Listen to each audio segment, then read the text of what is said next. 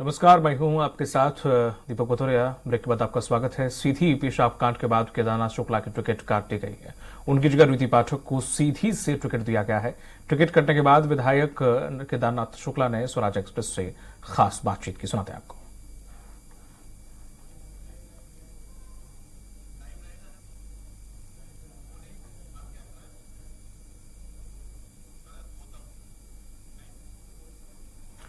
और हमारे साथ जुड़ गए हैं लाइव शरद गौतम। शरद, जिस तरह से देखा जाए, केदारनाथ शुक्ला ने कहा है कि 1 महीने या फिर 1 महीने से कम, जितने भी 22 दिन या 7 दिन का जो वक्त दिया है कि कार्यकर्ताओं को, क्या लग रहा है, क्या नतीजे निकल सकते हैं? क्या वो बगावती सुर अपना सकते हैं या वाकई पार्टी की रीति नीति से ही आगे बढ़ेंगे? क्योंकि जिस तरह से देखा जाए वो काफी ज्यादा नाराज लग रहे हैं। क्या ये वक्त के साथ उनकी नाराजगी दूर हो सकती है?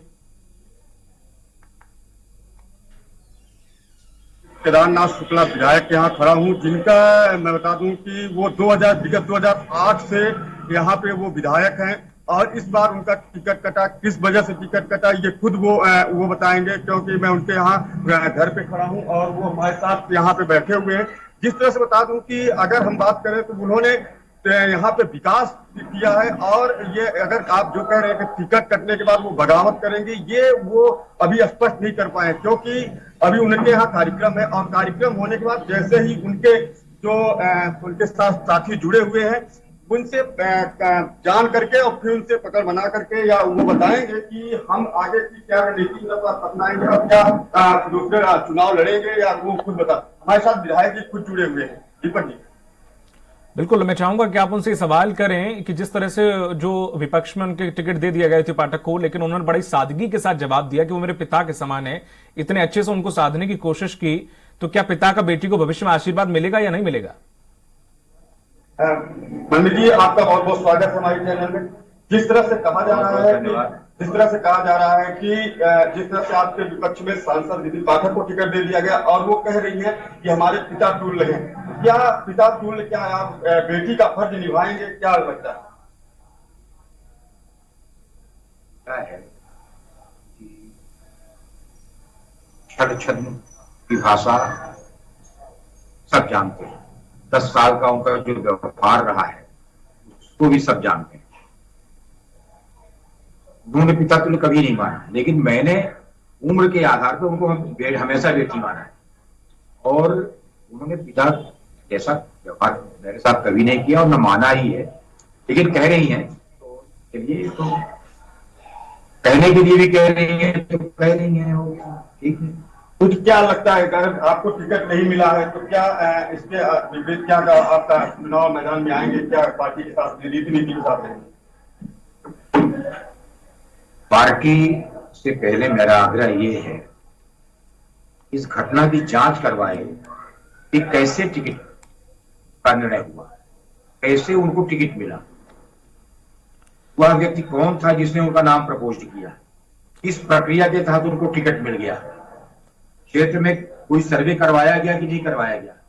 क्योंकि अगर आज भी सर्वे करवा दिया जाए तो पूरे क्षेत्र में उनको 4 से 5% तक, मुश्किल से 5% उनके पक्ष में निर्णय आएगा और 95% निर्णय उनके खिलाफ जाएगा। एक सवाल ये भी पूछेगा, लेकिन कोई क्राइटेरिया ही पार्टी हाईकमान ने अपनाया है।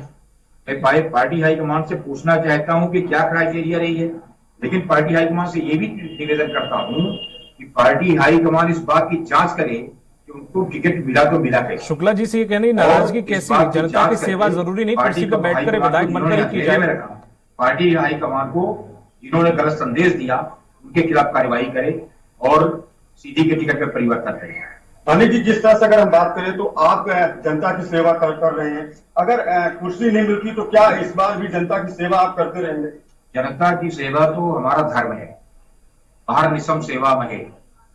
और आप जानते हैं कि मैं सुबह 7 बजे से लेकर के रात को 12 बजे तक जनता की सेवा में सक्रिय रहता हूँ। चुनाव हो ना हो, सीजन किसी भी तरह का हो, मेरा टेलीफोन 24 घंटे खुला रहता है। किसी के लिए भी मनाही नहीं है, मेरा दरवाजा खुला रहता है। सुबह से लेकर 12:30 बजे तक मैं आम पब्लिक से मिलता हूँ, उसके बाद क्षेत्र में निकल जाता हूँ। ये मेरा 12 महीने का नियम है और वो तो नियम चलता रहेगा। जनता से मेरा क्या बैर? मेरे साथ जो भी गलती किया है पार्टी हाईकमान ने किया है। पार्टी हाईकमान से मैंने अभी ये बातें कही हैं। हमने कार्यकर्ताओं से कहा है कि भाई 1 अक्टूबर तक आप लोग हमें अपने सुझाव दीजिए कि हमें क्या करना चाहिए। वो सुझाव आने के बाद 2 तारीख के आसपास मैं निर्णय लूंगा। एक सवाल जैसे उससे भी गांधी जयंती पूछेगा पर ही निर्णय लेने का है, क्योंकि कि जो पेशाब कांड की चीटें कहीं ना कहीं उसकी वजह से भी उन्हें ये झेलना पड़ रहा है।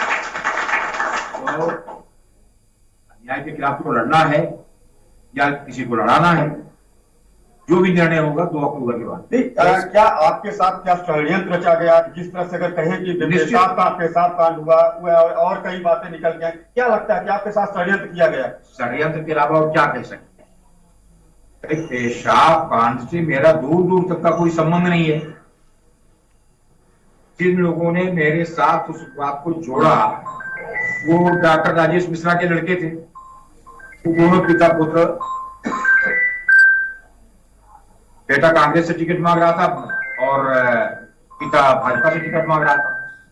भाजपा से टिकट कटा नहीं कि तो क्या आने वाले समय में बेटे का टिकट शुक्ला जी अपनी अलग पार्टी बनाएंगे, निर्दलीय उतरेंगे या फिर कांग्रेस का दामन साथ थाम सकते हैं? सारा षड्यंत्र उनका था, यहां से लेके रवीश कुमार और क्या क्या जो भाजपा विरोधी ग्रुप है, जो भाजपा के खिलाफ टूल किट्स का काम करता है। एक आखिरी सवाल और पूछेगा और आपसे। टुकड़े टुकड़े गैंग के लोग जो लगातार भाजपा के खिलाफ षड्यंत्र करते हैं, उनके षड्यंत्र में भाजपा हाईकमान ने मेरा टिकट काट दिया है।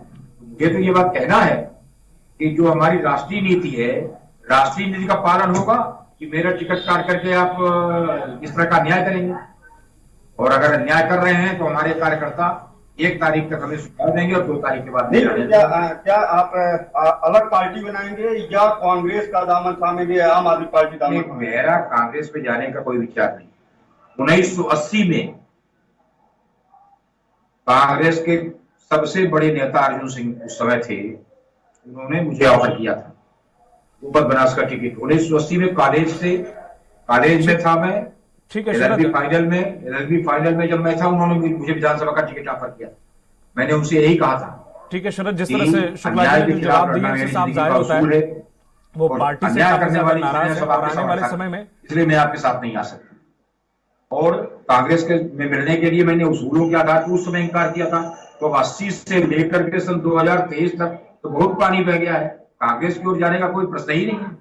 बिल्कुल शरद, जिस तरह से शुक्ला जी काफी नाराज हैं, जाहिर है कि वो हो सकता है कि आगे आने वाले समय में क्या स्टेप लिए देखने वाली बात होगी। लेकिन जाहिर सी बात है बीजेपी के लिए चिंता का विषय बढ़ गया। अगर बीजेपी उन्हें नहीं मना पाई तो आने वाले भविष्य में हो सकता है कि बीजेपी के लिए वो कुछ ना कुछ उनकी राह में कांटे पैदा करें।